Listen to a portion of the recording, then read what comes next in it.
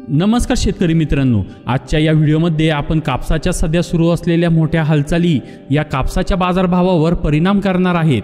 त्यामुळे ते शेतकऱ्यांना समजून घेणे महत्त्वाचे आहे। त्यासाठी आजच्या व्हिडिओमध्ये आपण त्या संबंधीची बातमी पाहणार आहोत, त्यामुळे हा व्हिडिओ महत्त्वाचा असणार आहे।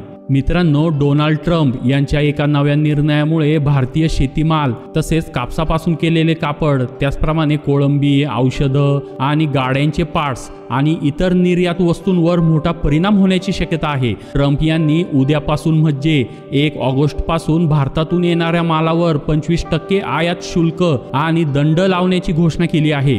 भारत अमेरिकेला मोठ्या प्रमाणात औषधं, इलेक्ट्रॉनिक वस्तू, कापसापासून केलेले कापड, कोळंबी, चामड्याच्या वस्तू, सोयाबीन, भाजीपाला आणि फळं अशा अनेक गोष्टी निर्यात करतो। त्यामुळे हे आयात शुल्क वाढवणं हे भारताच्या अनेक निर्यात उद्योगासाठी आणि शेतकऱ्यांसाठी धोक्याचं ठरू शकतं। तर अमेरिकेतील डोनाल्ड ट्रम्प यांनी असे का केले ते आता आपण पाहू। अमेरिका भारताने GM सोयाबीन व मक्याची बाजारपेठ खुली करावी आणि डेअरी उत्पादनावरील प्रवेश द्यावा अशी मागणी अमेरिका भारताकडे करत आहे। मात्र भारतासाठी हे क्षेत्र अत्यंत संवेदनशील असून मोठ्या लोकसंख्येचा रोजगार त्यावर अवलंबून आहे। अशा स्थितीत भारताने अमेरिकेच्या मागण्यांना विरोध केला आणि त्यानंतर डोनाल्ड ट्रम्प यांनी थेट आयात शुल्क वाढवले। आता याचा कापड निर्यातीवर कसा परिणाम होणार ते पाहू। भारताच्या कापसापासून केलेले कापड निर्यातीपैकी तब्बल 35% निर्यात ही एकट्या अमेरिकेला केली जात होती। गेल्या वर्षभरात अमेरिकेला 33,000 कोटीची निर्यात झाली। आता हेच आयात शुल्क वाढल्याने या निर्यातीवर थेट परिणाम होण्याची शक्यता आहे।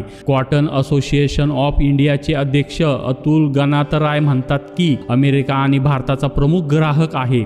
जर अमेरिका भारतावर जास्त शुल्क लावेल त्यामुळे भारतीय कापड उद्योग आणि शेतकऱ्यांनाही याचा मोठा फटका बसेल। आता याचा शेतकऱ्यांवर प्रतिकूल परिणाम कसा ते पाहू।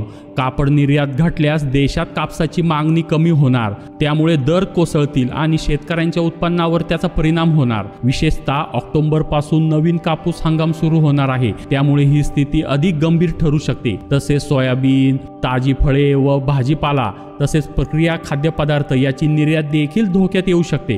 सध्या हे प्रमाण तुलनेने कमी असले तरी याचा मानसिक व बाजारभावावर परिणाम होतोच। आता पुढे काय? डोनाल्ड ट्रम्प यांची भूमिका अजूनही स्थिर नाही। एकीकडे व्यापार चर्चा सुरू ठेवायची तर दुसरीकडे आयात शुल्क वाढवायचं, अशा त्यांच्या भूमिकेमुळे बाजारपेठ अस्थिरतेच्या दिशेने जात आहे। अगदी 2 दिवसापूर्वीपर्यंत जेथे सकारात्मक चर्चा सुरू होत्या तेथे अचानक 25% शुल्काची घोषणा झाल्याने उद्योगपती तसेच निर्यातदार आणि शेतीशी संबंधित सर्व स्तरामध्ये चिंता वाढली आहे। सध्याच्या परिस्थितीत सरकारने तातडीने हस्तक्षेप करणे गरजेचे आहे। निर्यात टिकवण्यासाठी योग्य धोरण आणि सवलती तसेच उद्योगासाठी प्रतिस्पर्धात्मक पातळी राखण्याचे उपाय लवकरात लवकर राबविले गेले पाहिजे। अन्यथा फटका केवळ उद्योगांनाच नाही तर शेतकऱ्यांनाही मोठ्या प्रमाणात बसू शकतो।